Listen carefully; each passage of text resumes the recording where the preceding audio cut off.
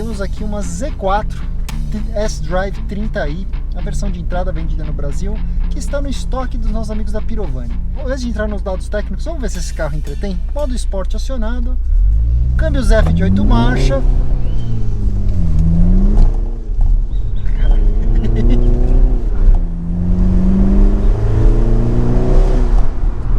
Vamos lá, meus amigos. A BMW disse que o novo Z4 ficou mais comprido, porém o entre-eixos um pouquinho mais curto.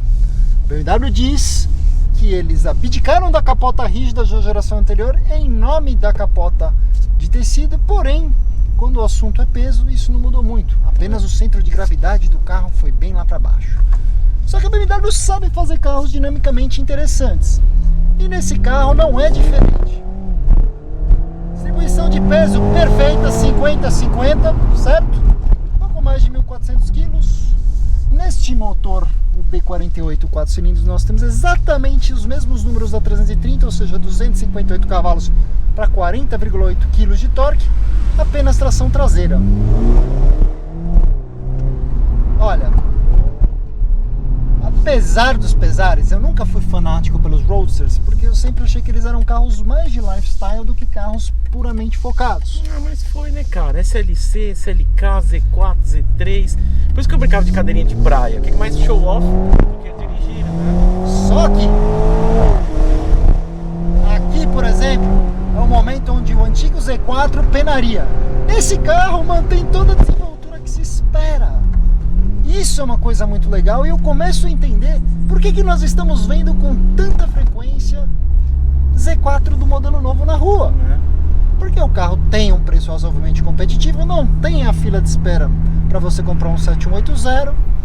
E bom, uma coisa intrigante, o carro é bem camaleão de proposta. O que me surpreendeu muito positivamente, obviamente, quando a gente liga a câmera para gravar para vocês, a gente já teve uma certa experiência com o carro antes de começar a gravar. Olha lá, a versão de entrada com uma senhora câmera de ré com um belo sensor de estacionamento, né? Mas eu não imaginava, eu achei que ele ia ser um carrinho mais do mesmo, tal. Falei, bom, muito marketing, mas a BMW trabalhou algumas coisas geniais aqui. O chassi ele é muito mais rígido do que a geração anterior. Você nota que o carro, mesmo sendo um teto ao vento, ele não torce tanto. Aqui especialmente, ó, antigamente você notava que a frente do carro não respondia, parecia que era uma frente de um carro muito mais pesado. E agora não. A suspensão, por incrível que pareça, nessa versão que é supostamente a de entrada aqui no Brasil, ela não é vulgar, ela é uma suspensão bem coringa. Tipo, esse é um carro que, se você anda devagar, você pode esperar mais ou menos o mesmo nível de conforto de uma versão um pouquinho mais esportiva de um Série 1, por exemplo. Sem grandes barulhos, né? Infelizmente a gente não vai conseguir fechar a capota sem derrubar as câmeras, mas eu fiquei surpreso com a qualidade de construção. O único rangido que pareceu vir é dos bancos encostando aqui no acabamento, certo, Will? Quando a gente tava com ela fechada, né? Assim, pelo menos não... E num dia como esse, como hoje, a gente sempre fala que o melhor do conversível é a noite, que no dia a gente fica meio fritando a careca. Mas voltar no modo EcoPro um pouquinho, é um carro que você pode passear. É um carro gostoso, tem todas as amenidades, toda a parte de infotainment, do iDrive, de tudo que você pode imaginar, com interatividade touch, painel completamente digital. Cara, é um carrinho bem completo, é um pacotinho bem interessante. Eu me aproximei desse carro sem esperar muita coisa. Eu também. Até porque a gente tem que trazer a questão do Supra, tem muitas brincadeiras, mas tem a Gazoo Racing envolvida aí para desenvolver isso aqui é o irmão alemão do Supra, vai. Então o que a gente tem agora também o Supra 2.0 4 cilindros de motor, o B48, né? E olha, então acabou virando, agora virou a BMW, o Supra. Por outro lado, a gente tem noção do que é o Supra, né? E cara, uma coisa que eu achei adorável, até agora acho que esse é o melhor trabalho da BMW nessa geração atual, é o volante. Eu gostei muito do volante desse carro, Will. Parece um Roadster, né? Essa é, cara, é tecnologia, não tem como evitar isso, né? Todos os sacrifícios que esse tipo de carro significavam há algum tempo atrás, hoje realmente, no estado de arte que está a indústria automobilística, a gente sempre tende a torcer o nariz para todas as inovações, para todas as coisas, né, que acabam tirando o motorista um pouco da equação da direção, mas esse é um caso clássico de uma categoria de veículo que se deu muito bem com as novas tecnologias, meu. Parece que evoluiu de proposta também, né? Deixou de ser um carro show-off, agora... Entendeu? Eu não botava muita fé não, ainda mais porque tem algumas críticas um pouco salgadas, né, pro Supra lá fora, né? Sim. O pessoal reclamando muito do eixo traseiro do carro, mas vamos lá. O problema era o seguinte, quando você freia os carros, né, essa plataforma, o Supra, o Z4, a traseira ela alterna muito de uma, quando você carrega o acelerador, de uma completa divergência, e quando você freia, ao invés de estabilizar, eles convergem demais. O resultado é aquela traseira que está sempre sambando, né?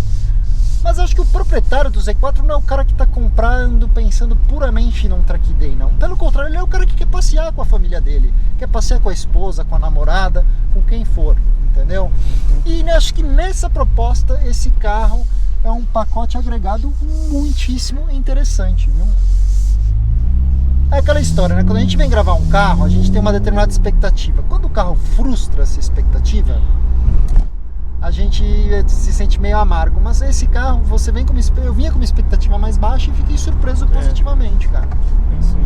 Câmbios F de 8 marchas, cara, o que eu posso fazer? Você tem um casamento que foi muito bem feito desde o D0, foi da BMW, com essa caixa de câmbio. Na minha humilde opinião, é sem sombra de dúvidas a montadora que melhor soube calibrar. Ela tem mapeamentos mais normais, tem mapeamentos mais esportivos. No Z4 você tem o mapa mais esportivo pro câmbio. E eu vou falar uma coisa, cara, o B48, ele é um motor que ele tem um pouquinho, bom, a tecnologia dele, a elasticidade do desempenho, você não acha em nenhum momento que você está subdimensionado, que você está com o motor downsizing esgoelando ali, tirando o máximo de uma turbina. Cara, aqui é uma agradável surpresa, né? Que carrinho gostoso de andar. Detalhe, né? Um belíssimo motor, uma belíssima distribuição de peso, cabelos ao vento e uma belíssima tração traseira. Mas bom, eu falei o que eu tinha para falar.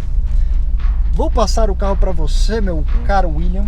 E obviamente, nesta transição, como de praxe no nosso programa, vocês podem observar a cotação de seguro de uma Z4 dessas daqui, S-Drive 30 aí, com acabamento semi-sport, do Franqueira Corretora de Seguros. Ontem eu tava dando uma volta numa M140, que é o motor já o B58, e até eventualmente você vai andar de novo. Eu queria que você olhasse, porque o calibre do câmbio desse ZF parece melhor que o do B58. Queira ou não, acho que tem uma coisa que você tem que levar em conta. A M140 é uma calibragem antiga, essa é a última calibragem da BMW. A BMW hoje inclusive vende na Europa pacotes de opcionais que alteram o mapeamento do ZF de 8 marchas. Cara, eu vi isso, novas gerações estão fazendo isso, né? No Série 4 eles anunciaram claro e publicamente isso, né? Acho muito legal. E, cara, é diferente, mudou bastante. Não é mais uma cadeirinha de praia. Ele tem um pouco de rolagem, mas eu acho que a ideia não é ser uma versão GTS. Aqui, engraçado, né? Aqui eu já imagino eles lançando futuramente uma versão M, sabia? Agora eu vejo o sentido, porque eu acho que aquele carro anterior não, mas esse aqui, o carro ficou tão bom, cara. Oi? O que eu falo da diferença de troca, porque ontem tava na M140 e você percebe que esse aqui troca, ele não deixa, modo de falar, não deixa murchar tanto o motor, né, como no B58. E aquele negócio fabuloso é que a gente ficou mal acostumado, tá? Esse negócio do Twin Power Turbo, negócio do acelerador, porque hoje parece que o carro é aspirado, cara, cada vez mais, sabe? A gente tá vivendo uma época que a nova geração não tem ideia, ou talvez se você teria que andar pra você ver em modo de falar, em que caca que era antes e o que tá incrível hoje, né? Sim, tecnologia, cara. Sem querer, eu odeio ficar fazendo paralelos com a Porsche, mas a Porsche fez meio que o blueprint do segmento do que um Roadster deveria ser hoje. Mas eu acho que é isso que elas montam. Eu acho legal essas tecnologias de tempos em tempos, independente da montadora, porque elas vão colocando novos padrões, sabe? Então, dava um momento, quando você andava no box, você fala, tá, ok, é bem diferente da Z4 e da SLK. É o melhor carro, você vai vendo que, então, a gente não pode ficar atrás. A Mercedes meio que, acho que, não quero mais lançar e desistir, uma pena, né? Mas vamos ser sinceros, o CLK e o CLC nunca foram carros brilhantes de direção. Eles eram carros mais do estilo de vida roadster, de um passeio de final de semana com a sua esposa, com o seu filho. Sim. Acho Mas que esse carro também era, né? Hoje o proprietário desse carro, ele tem isso e ao mesmo tempo ele tem um produto interessante de direção. Sim. Não é um carro que é só a parte visual, não é só...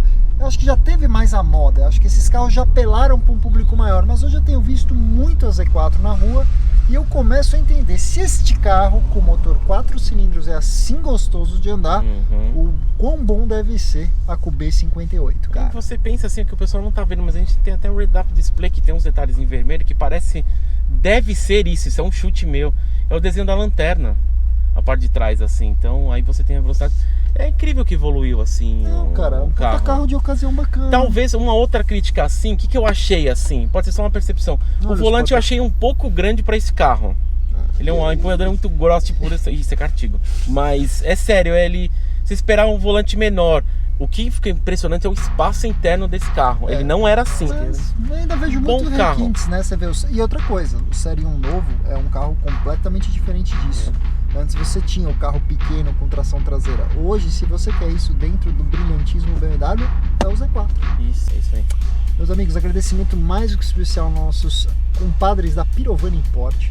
Sem eles, esse teste não teria sido viável. Este carro, inclusive, está em estoque da loja 2020. Eu gostei do carro, atendeu acima das minhas expectativas.